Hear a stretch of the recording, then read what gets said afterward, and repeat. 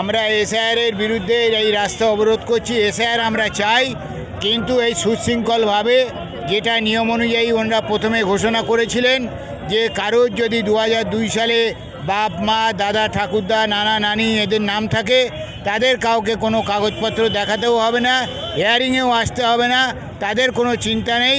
বাদবাকি যারা নতুনভাবে প্রজন্মের জন্ম, তাদের কাগজপত্রের কিছু যাচাই হবে। কিন্তু এখন দেখা যাচ্ছে মোস্ট অফ দেম মানুষকেই এইভাবে আমরা এর বিরুদ্ধে আন্দোলন শুরু করেছি। বৃহত্তর আন্দোলনে আমাদের যেতে হলে আমরা নিশ্চয়ই যাব।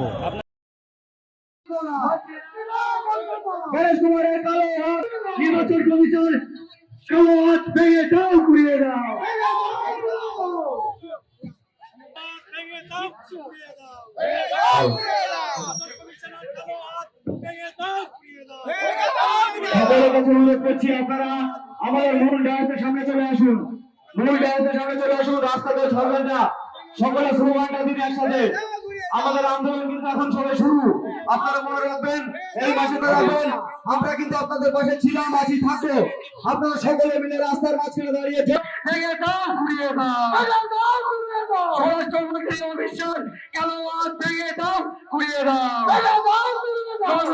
কালো হাত ভেঙে দাও, ঘুরিয়ে দাও।